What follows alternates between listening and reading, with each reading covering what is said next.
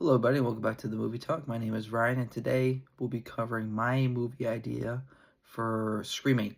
Obviously, Scream 7 just came out this past weekend to not so great reviews, obviously, it being the lowest reviewed film of the franchise. But I wanted to give my opinion on where I think they should go next for the franchise as I detail my script so far and my idea of what they should do. Like I said, if you like this, please like the video and let's get right into it. So delving into first title, I'm just gonna keep as Scream 8. I think that's kind of what the franchise has done so far, so I'm not gonna add anything else. We'll keep the title Scream 8 with the intended release date of September 29th, 2028. I feel this is very realistic for obvious reasons. The film, obviously, if you saw Scream 7, made a lot of money at the box office, and regardless of how you feel about the film, they're definitely going to be trying to fast-track a sequel.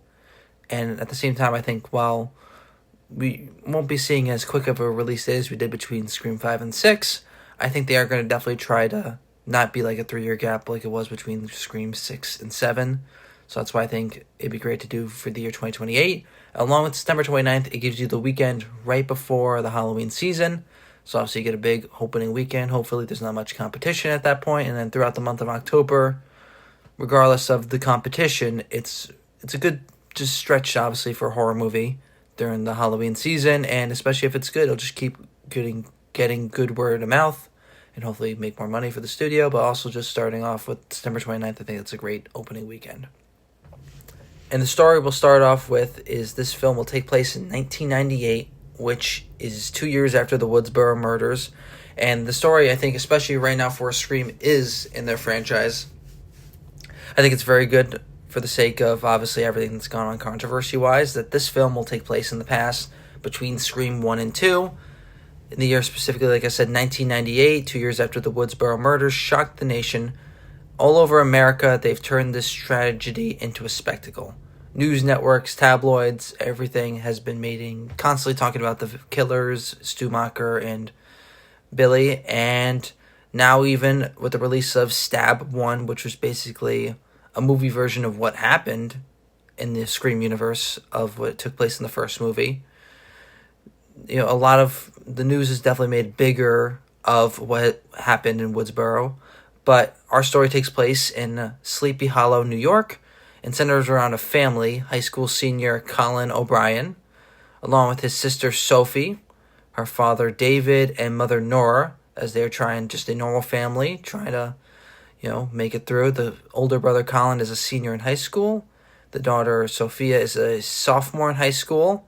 The father David is a real estate agent, and the mother Nora is a high school math teacher, and that is where our story takes place. And we have a new friend group, and a new cast of characters.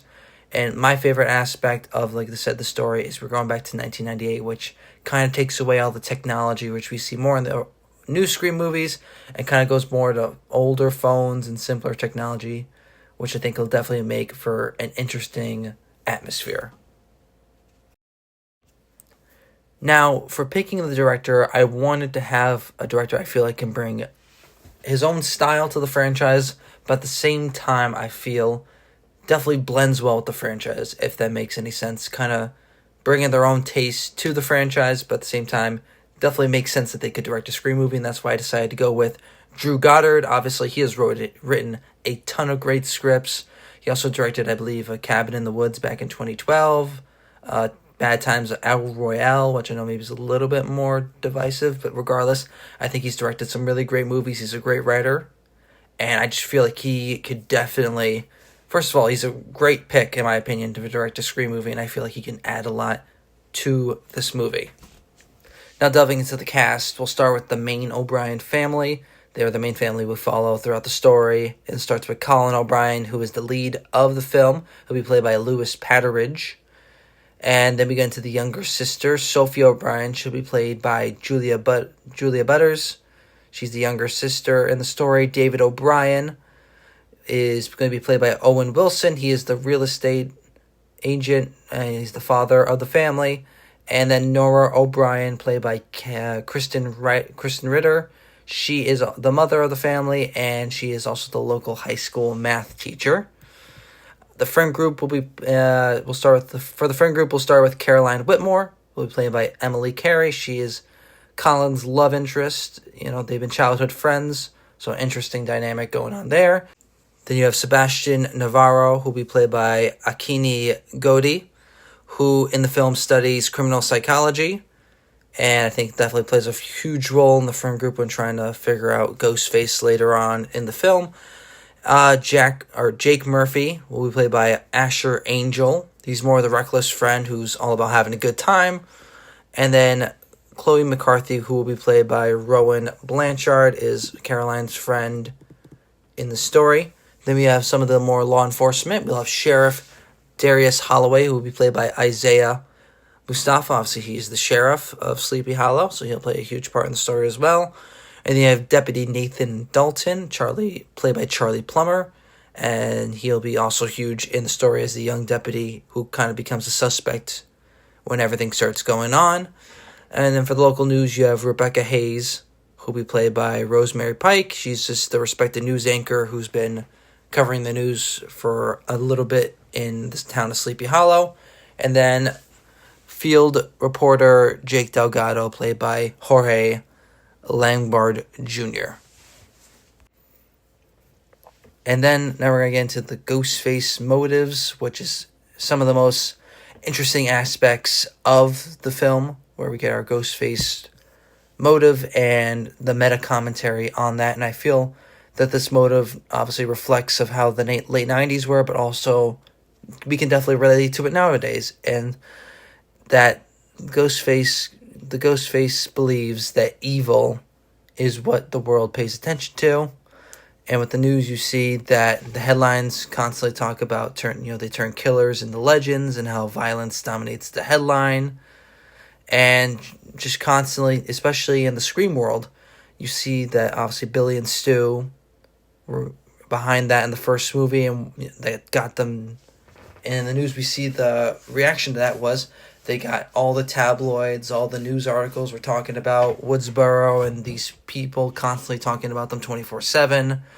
And along with that, too, they got their own movie made out of them. Because of this event and this tragedy, they turned that into a stab movie, which obviously is, it's in the Scream version a parody of, the real-life events that happen. But it'd be kind of cool to see how people would react to, these horrible things that happen. And they turn it into the movie. And I think it's very, funny about nowadays. Well, not funny, but in the sense it relates to, nowadays you have real killers like Jeffrey Dahmer and Ted Bundy and all these awful people. They get movies and TV shows about them. And it's kind of, weird to think about in that sense of giving these people that didn't do such good things center stage. So I think we can relate to that nowadays. And then we obviously could have related to that back in the 90s when they constantly talked about OJ and, different trials that were going on back then as well. So, it was a very interesting time then and now. And I think the most important thing is that it relates to back in the 90s. And I think we also relate to this, the motive nowadays. Then the next thing and the final thing we'll cover, we're in the Scream movie so far, is the opening scene. The opening scene takes place in October of 1998. A young couple leaves a late-night movie at a small-town theater in Sleepy Hollow. The streets are quiet, and they're all decorated for Halloween night. As it's late into the night, obviously they go out laughing, talking about the movie on the way to the car. But as they make their way to the car, the girl's phone starts to ring. It's an unknown number on her flip phone. And she flips it open, answers it, and she goes, hello. And we get to start off with a classic Ghostface. What's your favorite scary movie? Hello. And just a basic conversation. And then it turns into a very interesting part where, he says, we have not named the couple yet I have not yet named the couple in the movie, but he'll say the girl's name, and she'll go, how do you know that? He says, well, I always want to know who I'm following. And in that turn, we turn right behind. There's a truck following them. And then they go a little bit back and forth as they're driving. And they're getting a little freaked out as Ghostface, and the tension keeps rising. But they pull over to the side of the road. And that's when the truck flies by, but slams on the brakes. We pan on the truck for a little bit, and then drives off. As everyone takes a big sigh of relief in the car. Right from behind, Ghostface comes out and stabs the boyfriend a couple of times in the driver's seat. As he goes for the girlfriend, she kicks him right in the face, right in the Ghostface mask, and she's able to escape from the car, making her way to the street, where then that same truck from before comes flying down the road and boom, hits her. And then, as she's gasping for air, after being hit by the car, we not only see our one Ghostface who was in the car, we see the Ghostface who was in the truck come out, make their way towards the girl. We see the both of them raise their knives, and as they slash into a title card that says Scream 8.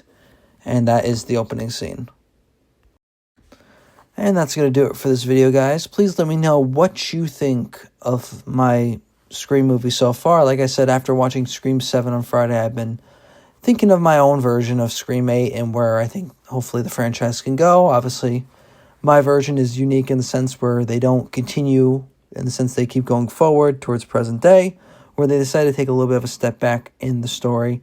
I think obviously we know the controversies that's been going on with the franchise recently, and I think this would probably be, a safe way to not only, avoid some of those some of the conversations going on there about obviously Melissa Barrera and Jenna Ortega, but also they don't have to once again just go down the Sidney Prescott, Neve Campbell route, which, we all love Neve Campbell, and obviously she's very iconic and helped form the Scream franchise to what it is this day.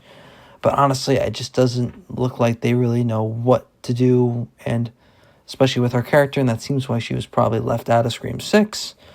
Obviously with the pay, along with other factors that went on there, but it seems like they don't really know where to go with the character, and I think this would be a great kind of interesting story they should go with. Let me know in the comments who you think who's our Ghostface in the movie. Let me know what you think of what I've told so far, and if there's any, I can continue telling the story as well. Let me know if anything else interests you guys. Thank you for watching the video. As always, if you could please leave a like and subscribe, that'd be very much appreciated as we try to grow this movie channel. And like I said, I have other movie talks and other movie pitches that I've done, and so let me know if you guys are interested in these movie pitches. All right, we'll see you in the next one.